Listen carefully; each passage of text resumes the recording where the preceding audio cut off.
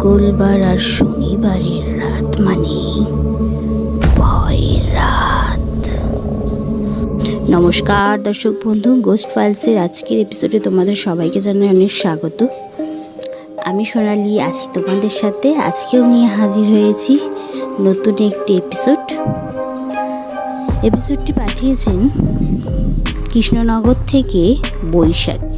তার জীবনের ভৌতিক ঘটনা শুনে আমার মনে হয়েছে এটি সত্যি ভয়ানক ঘটনা। আমার তো ভালো লেগেছে, এখন তোমাদেরকেও এই ঘটনা আমি শোনাবো। যদি ভালো লাগে একটি লাইক, একটি সাবস্ক্রাইব আশা করতেই পারি, আর আমাদের পাশে সারা জীবন এরকমভাবে থাকার জন্য আশা করতেই পারি। চলো আজকে জানবো বৈশাখীর জীবনে অদ্ভুত ঘটনা কি এমন ঘটেছিল। দেরি না করে চলে আসছি সরাসরি ঘটনাতে। সময়টা ছিল রাত 11:40। বাজারের পর থেকেই আদ্রিতার মনে এক ধরনের অস্থিরতা শুরু হয়ে গেল। এখানে বলে রাখি, বৈশাখীর আর এক নাম কিন্তু আদ্রিতা। অস্থিরতা কাটিয়ে তাড়াতাড়ি ঘুমিয়ে যাওয়ার জন্য দুটো স্লিপিং পিলো খেলো, কিন্তু তাও মনে হচ্ছে ঘুম আসবে না সেই দিন চোখে। আর ভার্সিটি লাইফের 4টা বছর বন্ধু বান্ধবের সাথে ওর বার্থডে পালন করে আসছে। অবশ্য ওর থেকে ওর ফ্রেন্ডের উৎসাহটা বেশি ছিল এতে, বিশেষ করে মেঘ থাকতো ছেলেদের হস্টেলে, আর আদ্রিতা মেয়েটা থাকতো মেয়েদের হস্টেলে। মেঘের সাথে পরিচয় পর থেকে প্রত্যেকটা বার্থডেতে মেঘ যেখানেই থাকুক না কেন সেখান থেকে ছুটে এসে রাত 12টায় ওকে উইশ করে গেছে। তোমরা ভাবছো মেঘটা কি? মেঘ হচ্ছে আদ্রিতার ফ্রেন্ড। কিভাবে মেয়েদের হোস্টেলে ঢুকেছে সেটা শুনতে গেলে আরও অনেক বড় ইতিহাস হয়ে যাবে এখানে। আদ্রিতার রুম ছিল হোস্টেলের 2য় তলায়, একদম কর্নার দিকের রুমে। আদ্রিতা, নিদ্রিতা, লিসা, যিশু থাকতো একই রুমে। ওরা হলো বন্ধু।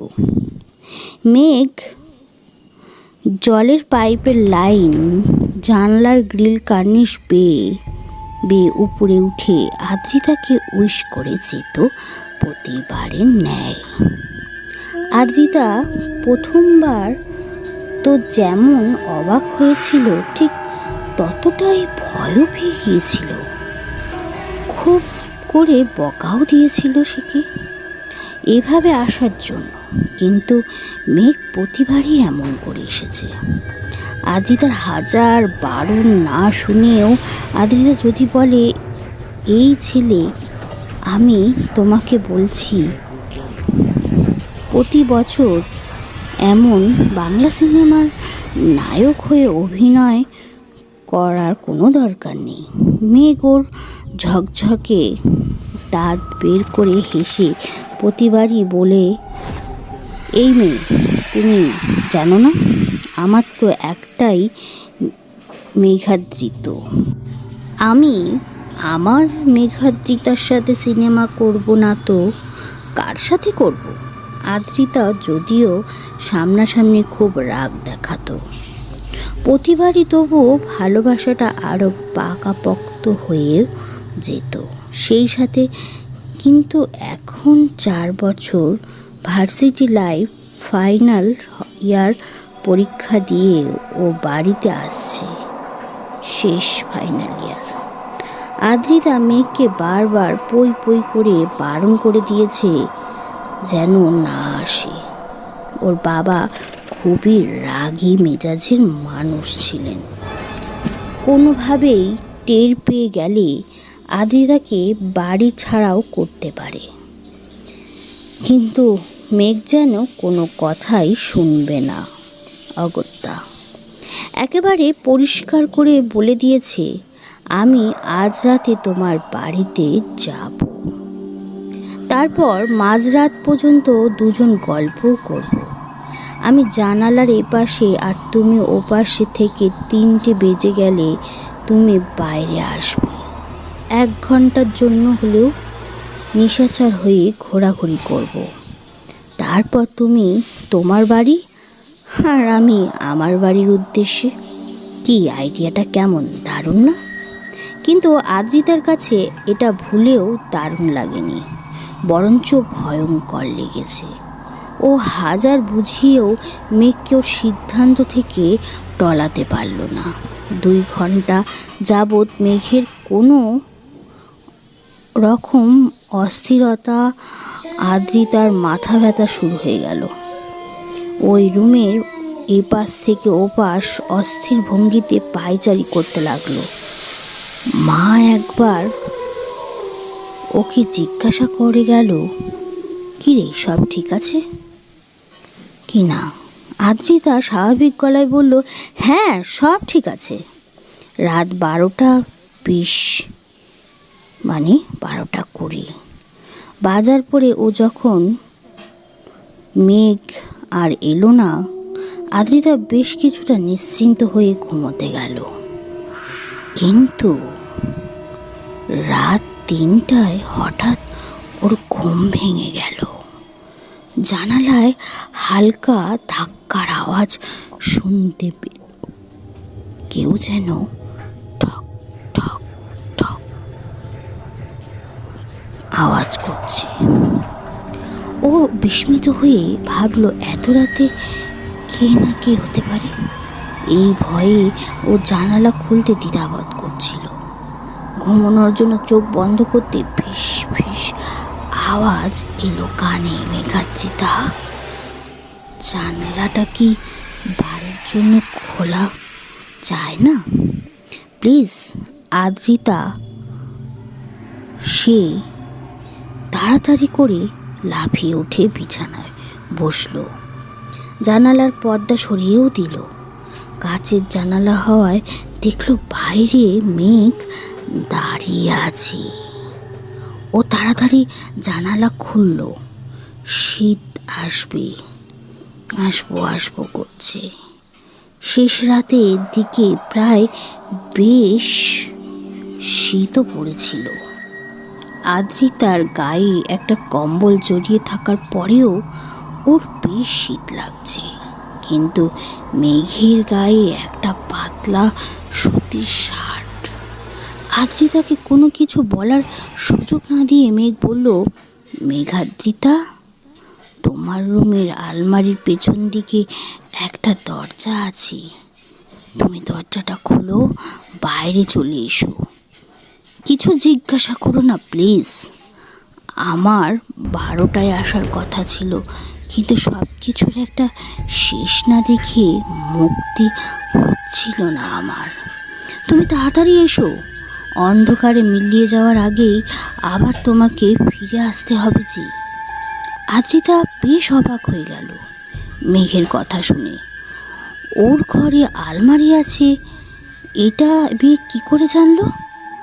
আর এটা জানলেও ওর পেছনে যে দরজাটা আছে সেটার খবর কেমন করে জানলো?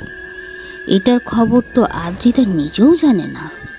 যাই হোক, মেঘের কথা মতো সত্যি সত্যি একটা দরজা আছে।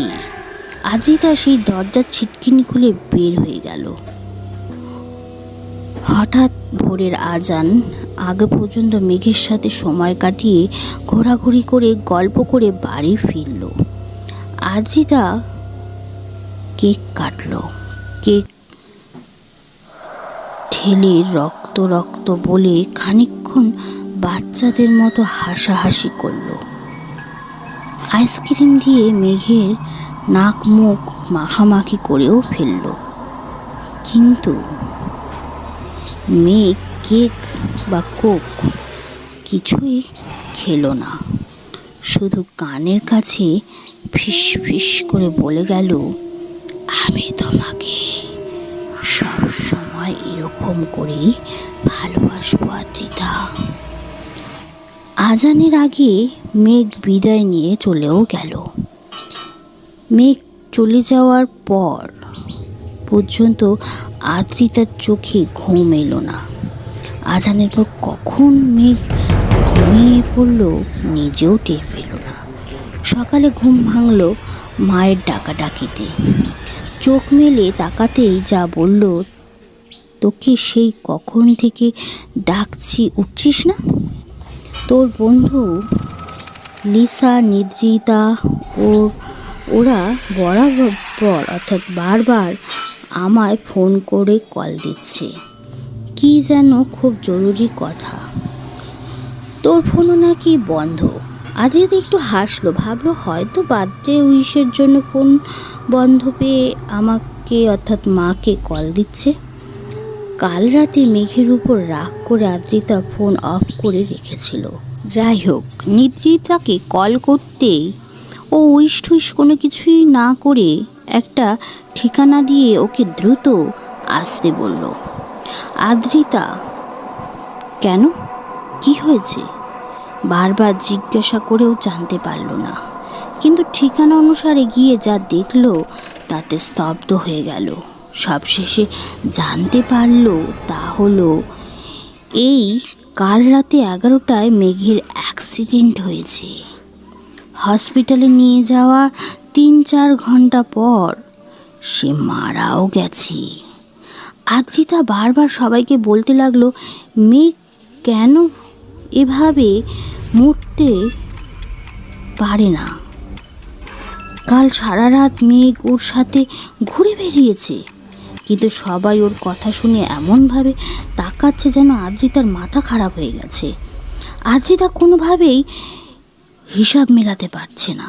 মেঘ কি মৃত্যুর আগে ওর কাছে এসেছিল, নাকি মৃত্যুর পরের কথা রাখতে গিয়ে ওর জন্য শুধু এসেছিল। এরপর আরও অনেক বছর পার হয়ে গেল, কিন্তু মাঝরাতে কোনোদিনও জানলার একটু টোকা পড়তেই আদ্রিতা জেগে উঠল। জানালা খুলে তাকায়, বাইরে বের হয়। ওর প্রত্যেকবারই মনে হয় হয়তো মেঘ এসেছে। আবার ওরা কাছে ওর আত্মীয়জন বন্ধুরা ভাবে হয়তো মেঘের মৃত্যু শোকে আদ্রিতার মাথাটা গেছে গোলমাল হয়ে, তাই এমন আবোল তাবোল বকে। আদ্রিতার কাছে আর একটা বিষয় অদ্ভুত লেগেছে, মেঘের সাথে ওই রাতে দেখা হওয়া পর আর কোনোদিনও আলমারির পেছনে কোনো দরজা সে দেখতে পায়নি। সবাই বলে এটা নাকি ওর কল্পনা ছিল, কিন্তু আদ্রিতা খুব ভালো করেই জানে এটা ওর কল্পনা নয়। অপেক্ষায় থাকে হয়তো আবারও কোনো এক মাঝরাতে মেঘ এসে জানলায় টোকা দিয়ে ফিসফিস কণ্ঠে বলবে, আদ্রিতা, মেঘাদ্রিতা, জানলাটা একটু বারের জন্য খোলো না প্লিজ। তো ফ্রেন্ডস, ঘটনাটি তোমাদের কেমন লেগেছে চাইলে কমেন্ট করে জানাতে পারো। কিন্তু গোস্ট ফাইলস কখনোই যাচাই করে না কোন গল্পটি সত্য কোন গল্পটি মিথ্যে। গোস্ট ফাইলসের কাজ শুধুমাত্র সব ফ্রেন্ডদের এন্টারটেইন করা। তোমরাও চাইলে এরকম ঘটনা লিখতে পারো। আর আমি ফিরে আসছি নেক্সট এপিসোড নিয়ে আগামী সপ্তাহে। ততক্ষণে ভালো থাকো, সুস্থ থাকো, সুন্দরভাবে থাকো, নিজেদের কেয়ার করো। Good night.